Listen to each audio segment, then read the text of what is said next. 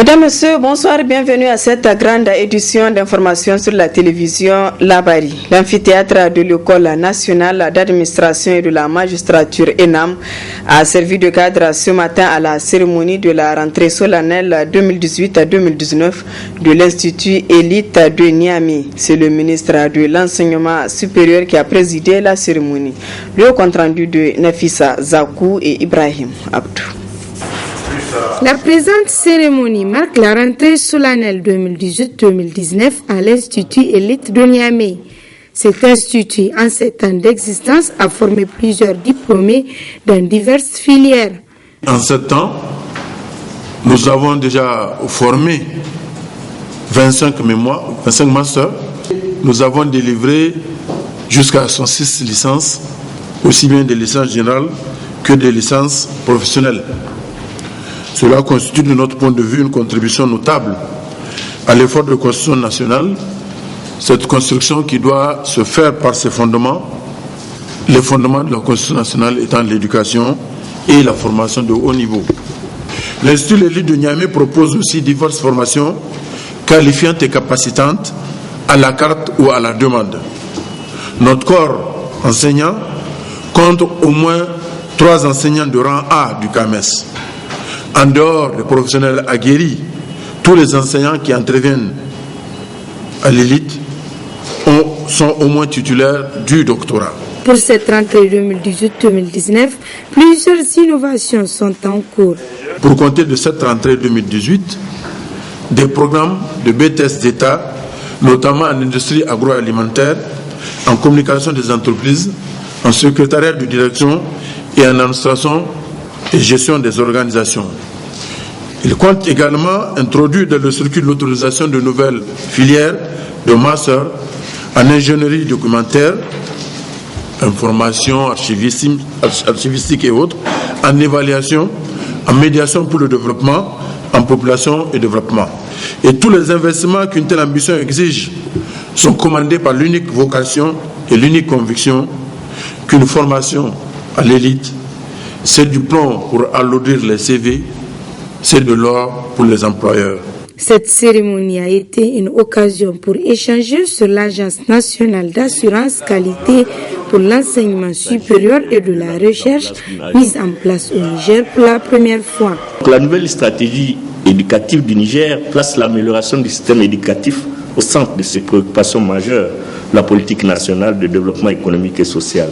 Et on sait que cette vision est déclinée à travers le cadrage macroéconomique, notamment dans le PDS, le plan de développement économique et social 2017-2021, dans le programme également sectoriel de l'éducation et de la formation, le PSEF, que vous connaissez, 2014-2024, et de manière générale dans tous les pans de la politique de développement du Niger. Donc l'éducation étant au centre donc des préoccupations. C'est par un exposé sur le système LMD, licence master doctorat présenté par le professeur Brema Mamadou qu'a pris fin la cérémonie. La maison de la presse a servi de cadre ce matin à un atelier de formation des jeunes filles, un atelier qui rentre dans le cadre de la célébration de la journée internationale de la jeune fille. Le compte-rendu de Asma Oseidou et Chebou Guissou. Amener les jeunes en général et les jeunes filles en particulier à connaître et comprendre leurs droits à être scolarisés, c'est l'objectif visé à travers ce présent atelier initié par la coalition nigérienne des associations, syndicats et ONG en faveur de l'éducation pour tous. Nous sommes, au lendemain de la journée internationale de la jeune fille qui est célébrée chaque 11 octobre. Nous l'avons célébré aujourd'hui pour des raisons qui sont très pratiques parce que pour nous, notre public cible c'est la jeunesse. Et qui parle de la jeunesse, donc parle des gens qui sont déjà sur les bancs de l'école pour la grande majorité. Donc c'est pour leur donner cette occasion que nous avons différé cette activité et la ramener aujourd'hui. Donc l'objectif global visé, c'est faire en sorte, à travers un échange entre nous et ces jeunes, quand même nous puissions mettre les doigts sur les différentes préoccupations, notamment les mots qui minent la jeunesse. Vous savez, aujourd'hui, la jeunesse est confrontée à une crise de point de vue violence à l'école. La jeunesse fait face au mariage précoce, puisque les chiffres sont là. Dans la grande majorité, des fécondités qu'on rencontre au Niger, ces fécondités sont dues à la jeunesse du fait du mariage précoce. Et une fille qui est mariée, elle a un devoir de faire preuve de sa fécondité au niveau de sa belle famille. Donc c'est ce qui fait qu'aujourd'hui, nous avons un taux de fécondité élevé. C'est un taux qui interpelle l'ensemble du Niger et en particulier cette jeunesse. Pour nous, vraiment, c'est tout ce paquet de préoccupations qui font en sorte que nous avons réuni la jeunesse pour échanger avec elle. Parce que la jeunesse doit être au centre, en tout cas, de ses propres préoccupations. C'est à elle de chercher des solutions à ces problèmes. Pour que jamais plus des pratiques malsaines contre les enfants, le président de la coalition ASSOEPT lance cet appel. C'est que chacun, les parents, l'État, la société, de façon générale, chacun devrait jouer sa partition.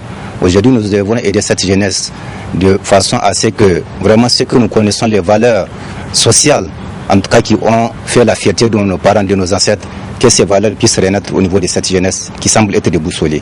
Je pense que c'est un devoir et aux parents, c'est un devoir aux parents d'élèves, un devoir à l'État et un devoir à la société de façon globale de faire en sorte que cette jeunesse retrouve en tout cas toute la fierté que nous avons connue, je ne dirais pas des jeunes des parents, en tout cas que nos parents nous ont légués, qui sont en train, malheureusement, ces valeurs sont en train de s'effriter à travers certainement l'éducation que nous sommes en train de rater, et au niveau de la famille et au niveau de l'école. Il faut noter que cet atelier d'une journée basé sur le thème « Autonomisons les adolescentes avant, pendant et après les crises » est financé par Plan Niger. Les responsables de communication des structures membres et partenaires du regroupement des ONG et associations du secteur de la santé Roasen sont en atelier de renforcement des capacités en communication et plaidoyer. C'est le secrétaire général du gouvernorat de la région de Niamey qui a présidé cette cérémonie d'ouverture de cet atelier. Le compte rendu. L'une des insuffisances constatées au sein des structures membres du regroupement des ONG et associations du secteur de la santé, c'est bien dans la communication et le plaidoyer. C'est sur cette thématique que les responsables de communication de ces structures seront formés pendant 3 jours sur 10 modules. Le secrétaire général du Roasen a remercié les participants pour avoir répondu à leur appel, preuve que ce séminaire est d'une importance capitale. En tout point focal de l'OAFRES, il a dans son intervention souligné le motif pour lequel l'OAFRES finance ces séries de formations. Ce qui nous réunit ce matin, nous devons montrer aux gens comment on gère l'information au sein des associations, comment on communique, quels sont les outils qu'il faut utiliser, quels sont les supports. Bien entendu, toute organisation doit avoir un plan de communication et une stratégie. Et c'est dans ce cadre-là que nous avons identifié un certain nombre d'experts qui vont vous permettre d'être mieux outillés.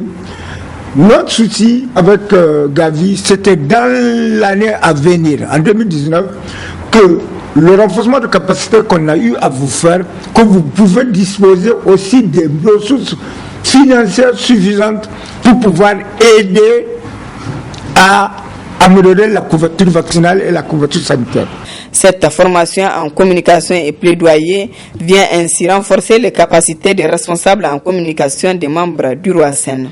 La communication et le plaidoyer, objet de la présente formation, constituent dans le monde associatif des éléments fondamentaux essentiels pour le succès des activités, aussi bien dans la gestion interne et la mobilisation des membres qu'au plan externe en vue de la mobilisation sociale et la mobilisation des ressources. C'est pourquoi la vision du Roasen d'accompagner ces organisations membres et partenaires vers une maîtrise des stratégies de communication et de plaidoyer vient à point nommé. Mesdames, Messieurs, les autorités de la région de Niamey, par ma voix, félicitent vivement le Roasen pour cette belle initiative. Je vous invite donc à être attentifs à l'ensemble des modules qui vous seront dispensés durant ces 3 jours de formation afin d'acquérir de nouvelles connaissances pour une bonne communication et un bon plaidoyer. À travers les modules qui seront dispensés, les responsables de communication seront comment gérer la communication dans une structure. Autre aspect de cette édition, l'opérateur Move Niger a procédé ce matin à la remise de l'eau aux gagnants de son offre Le Millionnaire à sa direction commerciale. Ils sont au total 102 gagnants sur l'ensemble du territoire national pour cette semaine. Le résumé de la cérémonie avec Adam Soumana et Halidou Bourema. Compromis à ses fidèles clients, l'opérateur Move Niger continue à faire des millionnaires chaque semaine. Ainsi, la présente cérémonie vise à récompenser les 102 gagnants de la semaine, au rang desquels 25 résident à Niamey et environnant. Des lots allant de 500 000 francs CFA à 10 000 francs ont été remis à cet effet aux heureux gagnants en toute transparence à la satisfaction des responsables de l'opérateur Move Niger. C'est une satisfaction totale aujourd'hui que nous affichons vis-à-vis de notre offre. Les abonnés ont très bien compris, le processus il est vraiment très simple. Tout ce que les abonnés ont à faire, c'est de souscrire en envoyant un SMS gratuitement au 4046. Et en utilisant principalement la signe Move, en faisant des appels, des SMS et la navigation Internet, ils arrivent à remplir aisément leur objectif. Et aujourd'hui, la preuve, vous venez de voir l'agence, elle est bondée avec les gagnants qui sont en Niamey. Aussi, pour faire davantage de heureux gagnants parmi sa clientèle, l'opérateur Move entend poursuivre l'offre Le Millionnaire, d'où cette invitation. J'invite tous ceux qui n'ont pas encore de C-Move de venir dans nos agences acheter la C-Move. Elle coûte seulement 200 francs. Et c'est une puce dans laquelle l'abonné a droit à 400% de bonus la première recharge du mois. En plus de cela, il a 10 minutes tout réseau. Il peut appeler tous les réseaux avec 10 minutes. Ensuite, il a 10 SMS et 10 mégas de négociation Internet. Sans compter qu'il y a aussi un crédit de 100 francs de crédit d'appel qui permet d'appeler tous les réseaux et l'international. Ce jeu va continuer jusqu'à la fin du mois, c'est-à-dire jusqu'au 30 octobre 2018. Alors, chers clients de Move Niger, tentez votre chance avec l'offre millionnaire pour remporter de nombreux lots, car avec Move Niger, c'est nos limites. Peu après cette cérémonie, la direction générale de Move Niger a également remis des cadeaux aux enfants des agents qui se sont distingués à l'école. Un concept de l'excellence qui est à sa deuxième édition. Retrouvons une fois de plus Adam Soumana et Halidou Bourema.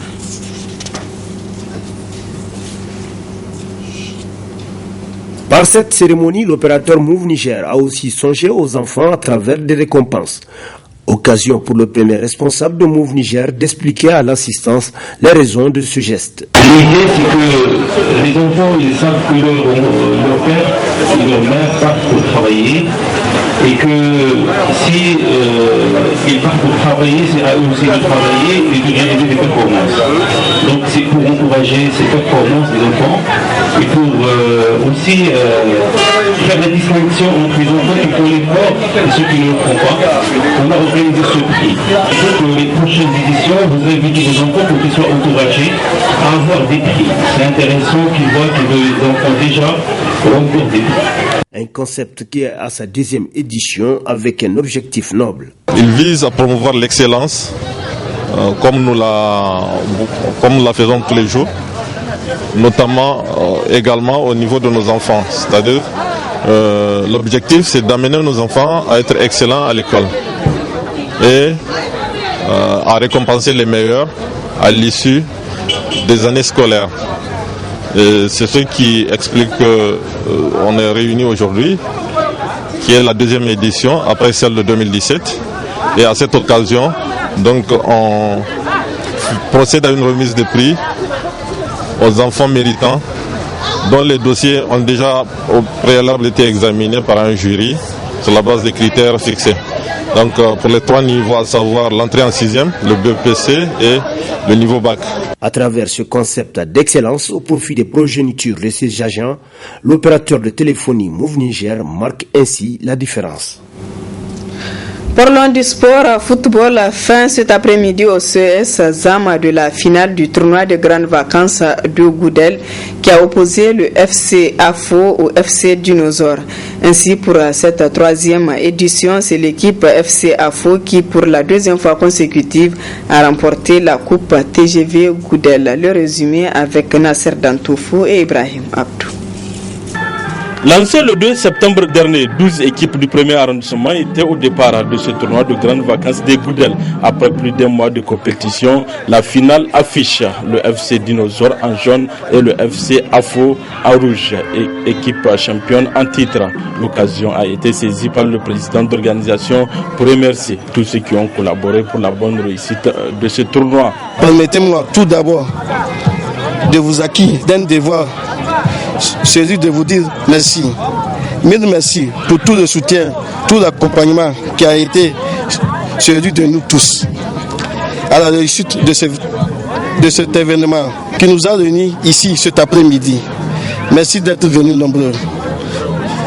Nos vifs remerciements également à l'honorable encore Adam Sadifou, parent du TGV des grandes vacances de Goudel, à l'honorable Abdulrahman Oumarou. Ainsi, les dés sont jetés. Les deux équipes ont livré un match de qualité à leurs supporters respectifs. 2 fois 40 minutes. C'est le temps qu'a pris le match, soldé par 1-0 en faveur de l'équipe championne en titre, le FC Afo.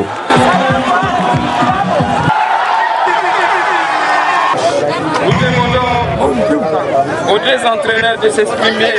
Afo qui est une association des jeunes goudéliens, c'est un club des jeunes goudéliens qui avait décidé de participer au TGV Goudel. Et cette année c'est la 2e édition et l'année passée nous avons participé et l'équipe a su imposer son jeu, nous étions sortis vainqueurs. Cette année aussi nous sommes revenus avec les mêmes objectifs de remporter la coupe. Aujourd'hui cet objectif ça s'est fait. Afo c'est Afo. Nous avons remporté pour la 2e fois consécutive TGV Goudel. Le FC Dinosaure apprécie également à sa juste valeur sa 2e place. Nous sommes très contents et très fiers aussi, malgré qu'on n'a pas pu remporter le trophée qui a été mis. On est content parce que parmi 12 équipes, on est sorti les 2e. Ça aussi, c'est à noter parce que les autres aussi sont là pour être là le jour de la finale. Mais hélas, c'est nous qui étions venus et malgré ça, on est les perdants. Malgré qu'on est les perdants, on peut dire qu'on est content. Parce que c'est le championnat à 3 ans, l'année passée, on était venus. C'est le FC Tourali qui nous ont battus en demi-finale. D1. Cette année, on les a battus D1. La même chose. L'année surpassée, on n'a pas pu participer. Et cette année, on est là jusqu'en finale. Ce qui veut dire qu'on est dans les bons chemins. L'année prochaine, on peut remporter. Le meilleur buteur et le meilleur gardien ont été récompensés. Ainsi s'achève le tournoi de grandes vacances de Goudel, 3e édition, sous la grande satisfaction des organisateurs et des supporters. Et puis cette brève dans le cadre des éliminatoires de la Coupe d'Afrique CAN Cameroun 2019. Le MENA national joue en ce moment avec la Tunisie à Tunis. La Tunisie domine donc pour le moment sur le score d'1-0. Voilà, mesdames, messieurs, ici donc prend fin ce journal. Merci à vous de l'avoir suivi. Et excellente soirée en compagnie du programme de la télévision La Bari.